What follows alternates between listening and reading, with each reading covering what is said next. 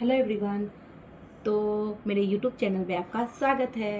तो मैं आज आप लोगों से सीटेट के बारे में बहुत ही इम्पोर्टेंट नॉलेज देने के लिए आए हूँ। जो गलती हम किए वो गलती आप नहीं करें, इस वजह से मैंने इस चीज़ पर अपना एक्सपीरियंस के साथ मैंने इस चीज़ पर वीडियो बनाया है। तो ये वीडियो आप लोगों के लिए बहुत हेल्पफुल होगा। तो आप लोग इसको फुल वीडियो को देखते जाइएगा और एग्ज़ाम में ये गलती आप लोग कभी मत कीजिएगा। और इस वीडियो को स्किप तो बिल्कुल भी मत कीजिएगा, इस वीडियो को फुल लॉन्ग देखिएगा और आप लोगों को समझ में आएगा। तो आप लोग अपना अपना प्यारा प्यारा कमेंट बॉक्स में कमेंट कीजिएगा, ठीक है। तो चलिए हम बात करते हैं सीटेट एग्ज़ाम। सीटेट एग्ज़ाम वैसे तो बहुत हार्ड है, तो अगर सोचे तो वैसे तो हार्ड नहीं भी है। जैसा कि मेरा एक्सपीरियंस है, जैसा हम दिए टाइम मैनेजमेंट पर आज मैं बात नहीं करूँगी। मैं दूसरा वीडियो पर टाइम मैनेजमेंट आप लोगों को बात बताऊँगी। तो पहले ये ज़रूरी बात है जो आप लोगों को याद रखना है अभी से ही, ताकि जब तक एग्ज़ाम टाइम रहे आपको वो बात अपना दिमाग में बैठा लेना और आपको इस बात को याद रखना एग्ज़ाम टाइम तक है। तो वो क्या ज़रूरी बात है, फर्स्ट ऑफ ऑल आप लोग जैसे ही एग्ज़ाम हॉल पे जाइएगा, आप लोगों को पेपर देगा बनाने के लिए, ठीक है। तो पेपर देगा, उसके बाद आप लोगों को कहेगा कि बिल्कुल भी आसपास में बात नहीं करना और जो भी पूछना है तो हमको आवाज़ दीजिए और आप बुलाइए, हम आएंगे और आप लोगों को बता देंगे। सर लोग ऐसा ही आप लोगों को कहेंगे, ठीक है। तो आप लोगों को क्या करना है, तो फर्स्ट में जब आप लोगों को ये पेपर दिया जाएगा, ये दिया जाएगा, ठीक है, ये जो दिया जाएगा आप लोगों को, तो फिर आप लोगों को तो पहले वो ओमार भरने के लिए कहा जाएगा कि ओमार भरिए। जब आप लोग ओमार भरने में टाइम तो कितना रहेगा, 2.5 घंटा का तो टाइम रहेगा ही।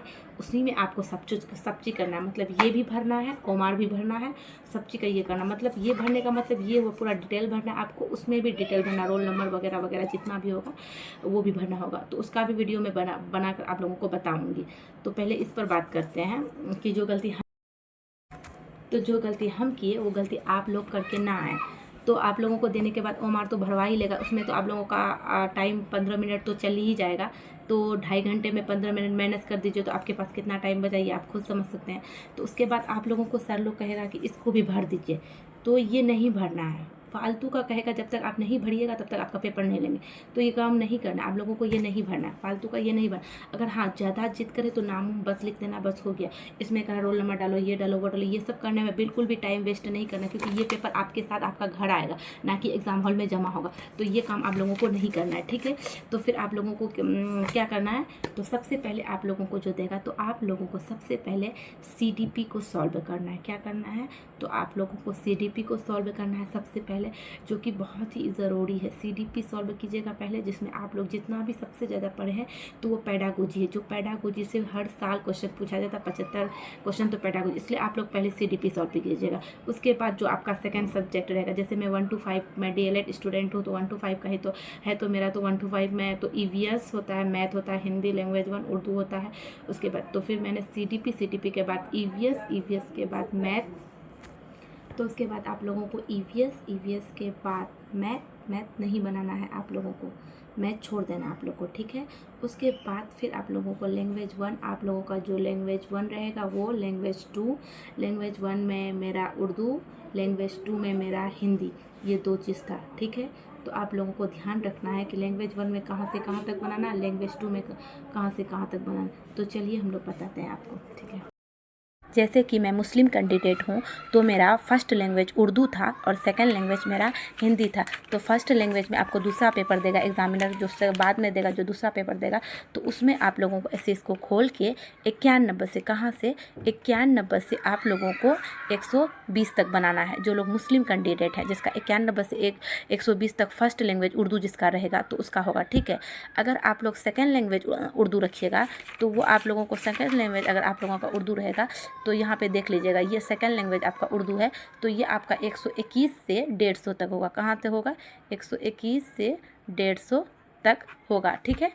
तो ये बात अगर आपको, तो मेरा फर्स्ट लैंग्वेज उर्दू था और सेकंड लैंग्वेज मेरा हिंदी था। तो यहाँ पर सेकंड लैंग्वेज कहाँ है, तो यहाँ पर देखिए सेकंड लैंग्वेज ये है, सेकंड लैंग्वेज ये है ना, जो कि 121 से 150 तक है, 121 से 150 तक है, 121 से 150 तक है।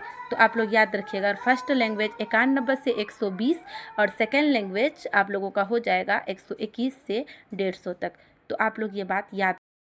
चलिए मैं आप लोगों को बताती हूँ फर्स्ट लैंग्वेज कहाँ से कहाँ तक होता है। तो ये सब तो मैंने आपको दिखाया ही है, फुल वीडियो दूसरा इसमें।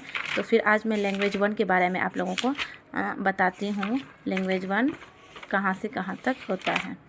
तो चलिए, ये तो ईवीएस का है। हाँ, तो ये है लैंग्वेज 1 जो कि आप लोग सीटेट एग्ज़ाम में रखे होंगे कोई लैंग्वेज 1 हिंदी। क्या हिंदी? तो वो हमेशा 91 से 120 तक होगा। कितना होगा? 91 से 120 तक होगा वो। आप लोग ये बात को याद रखना। अगर सेकेंड लैंग्वेज आप लोग इंग्लिश रखिएगा तो वो आपका 121 से 150 तक होगा। 121 से 150 तक आप लोगों का होगा। ठीक है। फिर वैसे छोड़ने की बात कहें तो मैथ पूरा छोड़ नहीं देना है, नहीं तो आप लोग तो और चले जाइएगा। मैथ छोड़ना नहीं है। फिर बाद में आप लोगों को मैथ बनाना है। जब आप सीडीपी, ईवीएस, हिंदी लैंग्वेज बना लीजिएगा, लैंग्वेज 1, लैंग्वेज 2, उसके बाद आप लोगों को मैथ सॉल्व करना है। तो सबसे पहले आप लोगों को पेडागोजी सॉल्व करना है। ठीक है। पेडागोजी सॉल्व करने के बाद तब आप न्यूमेरिकल्स बनाइएगा। जितना भी बनाने वाला वो बाद में बनाइएगा। अगर आप लोगों का टाइम मैनेजमेंट नहीं हो पाएगा तो आप लोग उसको मतलब किसी तरह तुक्का भी मार के काम चला सकते हैं। तो आप लोगों को हमेशा याद रखना है। ठीक है। फर्स्ट लैंग्वेज अगर आप लोगों का हिंदी रहेगा तो 91 से 120 रहेगा। अगर आप लोग का सेकेंड लैंग्वेज उर्दू या इंग्लिश रहेगा तो वो 121 से 150 तक होगा। ठीक है। तो ये गलती आप लोगों को वहाँ नहीं करना है। वहाँ जाकर आप लोगों को सबसे पहले हेडिंग मिला लेना है। ठीक है। लैंग्वेज 1, लैंग्वेज 2 पहले आप लोग अपना मार्केट शीट में देख लीजिएगा, उसके बाद वहाँ से मिलाकर वैसे ही बनाना है। ये गलती मत कीजिए। अगर ये मिस्टेक हो गया ना तो आपका दोनों पेपर का लैंग्वेज 1 और लैंग्वेज 2 का नंबर दोनों ही कट जाएगा। यही बहुत गलतियां कर करके एग्ज़ाम में बहुत लोग फेल हो जाते हैं और सीटेट को क्वालिफाई नहीं कर सकते।